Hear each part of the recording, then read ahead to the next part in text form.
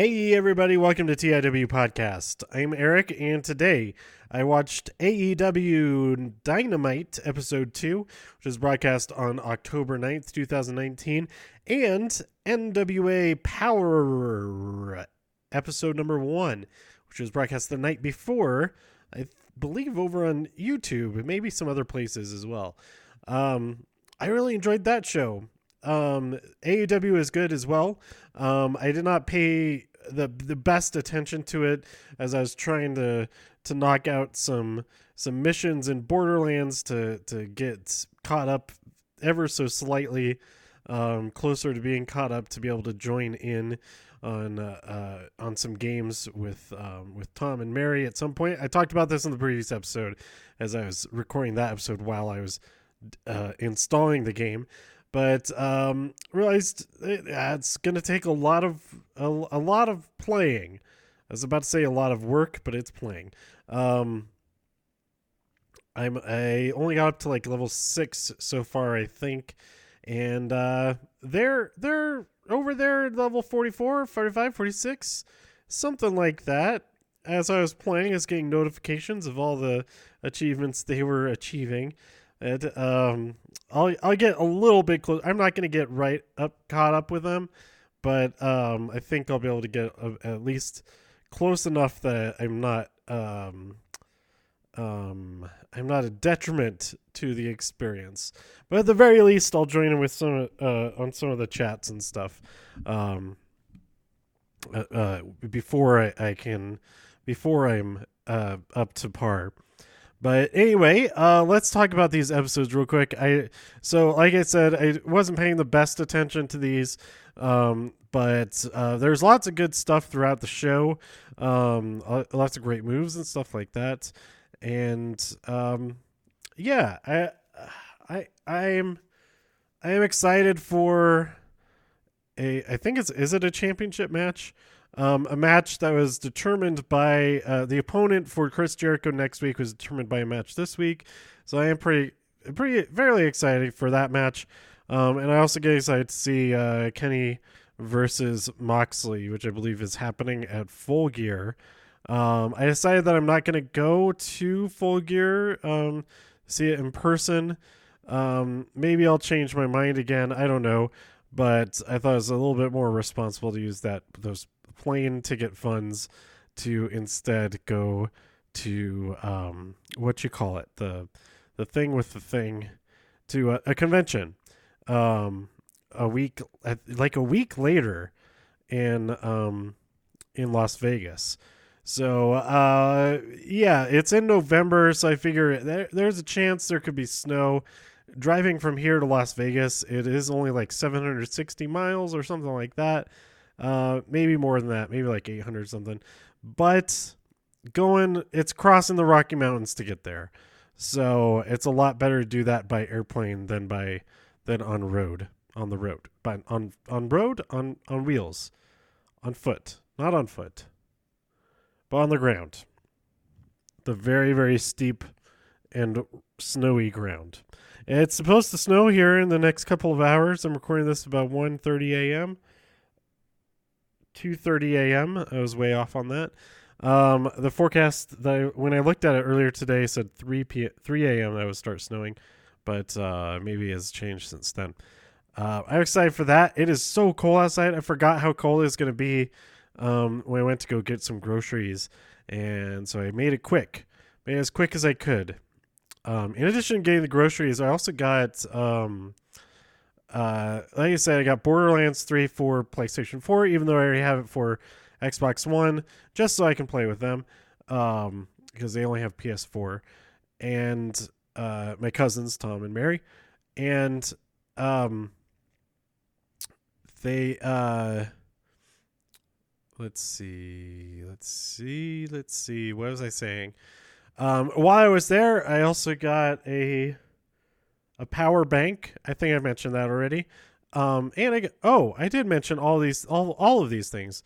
And Far From Home on 4K in a Steelbook, and The Shining in 4K in a Steelbook. So, I think I'm going to watch one of those after this, while I play some more of that Borderlands 3 game.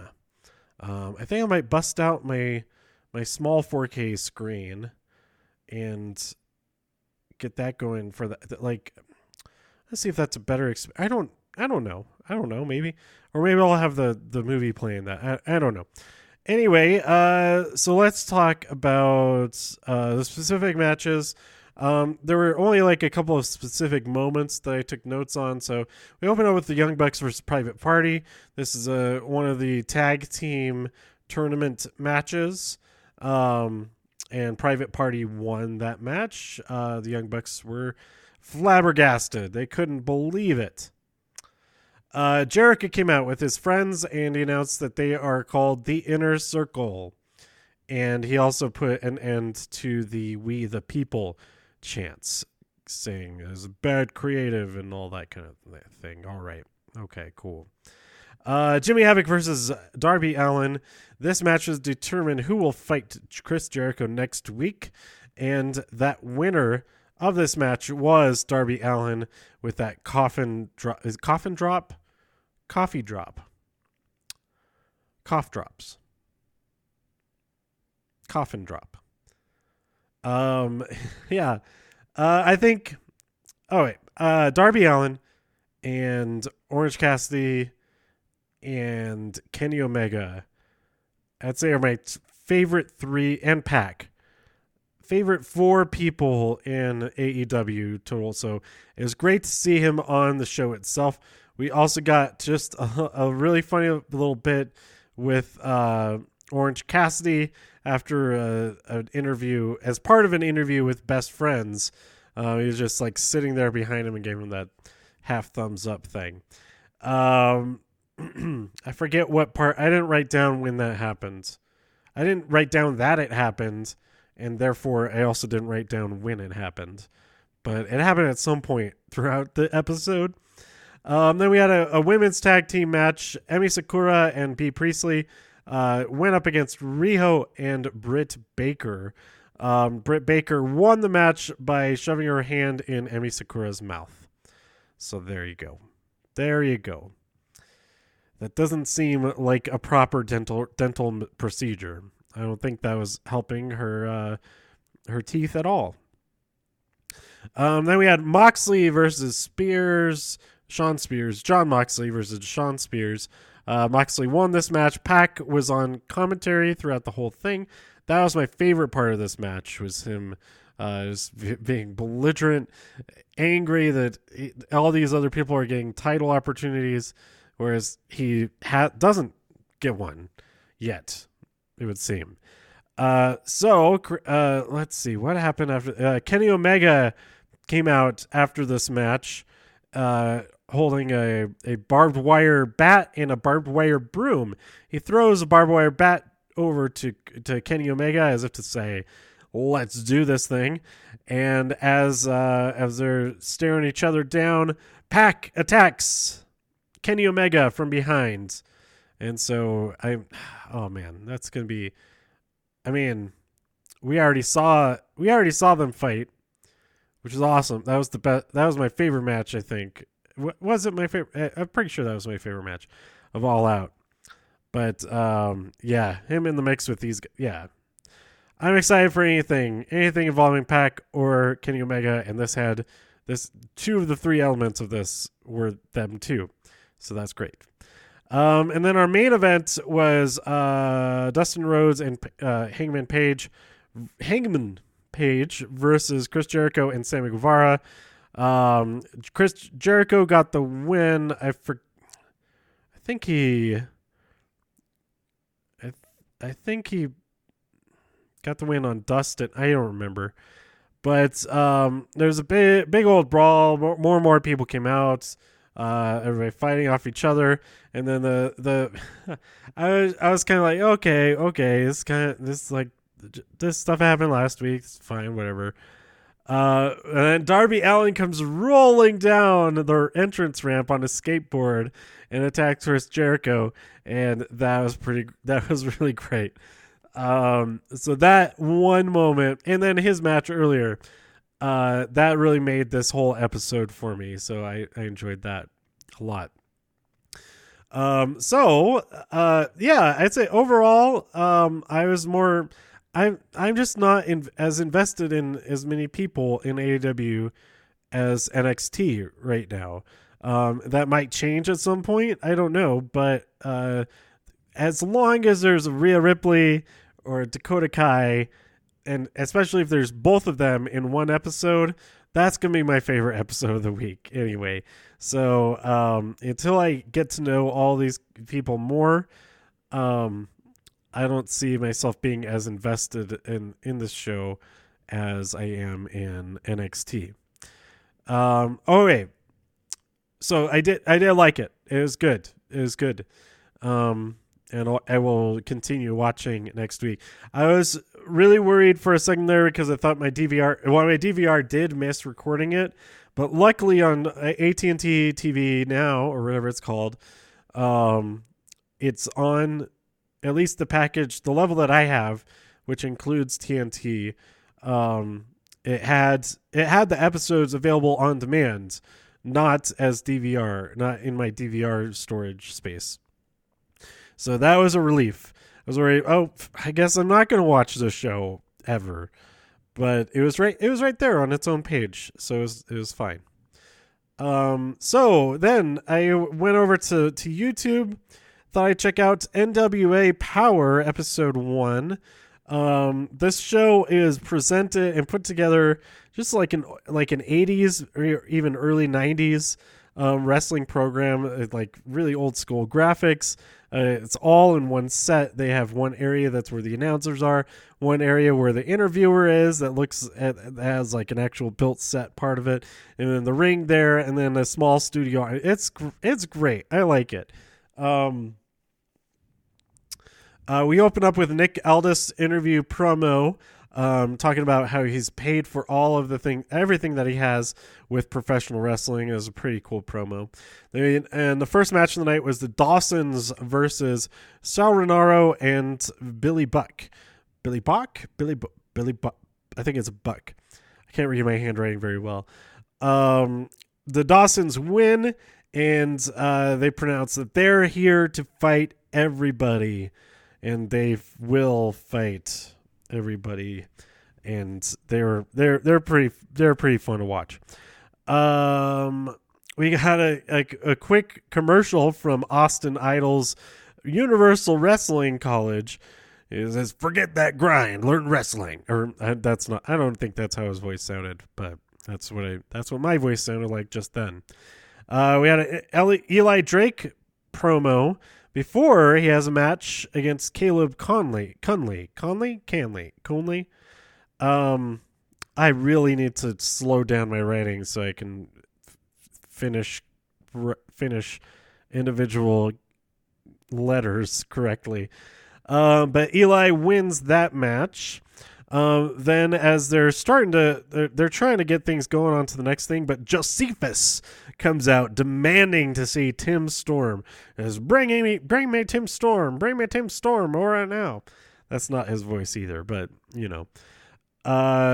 Instead of getting Tim Storm, he gets James Storm, who is he's a big guy. He's a real big guy. Not tall, but he's a real big tough guy. And Josephus might be in trouble. But first, we have the Wild Cards, which is a team of someone in Race Isaacs. Go up against Danny White and I didn't catch the other guy's name, like Mintz or something like that. I don't know. But the Wild Cards wins this match, and this is not a non-title match anyway. But they win. Eddie Kingston and Homicide come and pick a fight with Wild Cards after that. But that is interrupted by Josephus and James brawling, duking it out, and that eventually turns into an actual match, which James Storm wins via a single kick to the head of Josephus. And then that brings us to the main event. This was like a solid 15 to 18 minutes, something like that. But Nick Aldis, actually, it's probably more like 15 minutes because there's some promo stuff after the match, and that was all very good. Nick Aldis defending the NWA Heavyweight Championship against Tim Storm. The stipulation being that this is his last chance. He can never challenge for that championship again. Tim Storm can't. So Nick Aldis does win, but during the match, his sidekick, his girlfriend in there. That seems weird to say. This is his girlfriend, but she's Camille or Camilla or whatever her name is. She is taken out during the match, knocked down, and she doesn't seem too happy about it. And she's asked by the interviewer, and Nick Aldis steps in and says, "Oh, she's fine. She's fine." And like, well, can she speak for herself? And she does not speak for herself. So I guess we have to take everybody's word for it that she's fine. But yeah, Nick Aldis is offended that the interviewer is even talking about this stuff. He says, "Save your clickbait stuff." So I think that's gonna be the title of this episode. I think because that was my favorite quote. I think that's the only real quote that I wrote down. Pretty much. Yeah. Forget that grind. Oh, I wrote down forget that grind is another quote that I wrote down. But those are the only two actual quotes from the episode. But yeah, I think I'll check out both of these. I'll probably like combine watching these two together. And or AEW Dark, because that's also on Tuesdays, along with NWA Powerrr. So I did not talk about Dark AEW Dark this week because it's the matches from last week, which I already talked about in the episode for that Dynamite episode. But so next week I'll start watching AEW Dark, probably. And I'll include that in these episode, in the AEW episode for the week as well. Yeah, that's what I'm trying to say. So yeah, that's it. That's the end of my notes. And even though my handwriting is a lot messier, I'm like, my eyes are half closed, but I like flung this pen, and I caught it. Like I didn't fling it, but I stumbled with it, but I caught it. Then send it crash into the ground, into my phone or whatever. But the way I've been taking notes, I'm using a pen that has two sides to it. It's a mono twin, and it has a 0.8 millimeter side and a 0.4 millimeter side. And so I'm using like that as a mix of it. It does bleed through on this paper, but I don't know. It adds some character to the notes.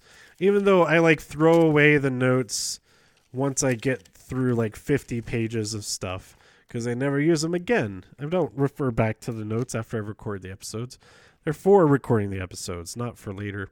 So yeah, that's it for Dynamite and Powerrr. Next week I'll also have Dark in there. And then, of course, all of the WWE episodes individually.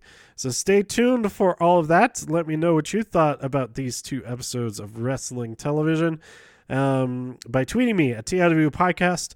Go to TIWpodcast.com for more reviews. If you enjoyed this episode or anything else on the site, please share some links with your friends. Subscribe on iTunes, Spotify, Stitcher, YouTube, wherever you like to listen. And stay safe out there in all the infinite multiverses so I can see you next time here on TIW Podcast. Bye.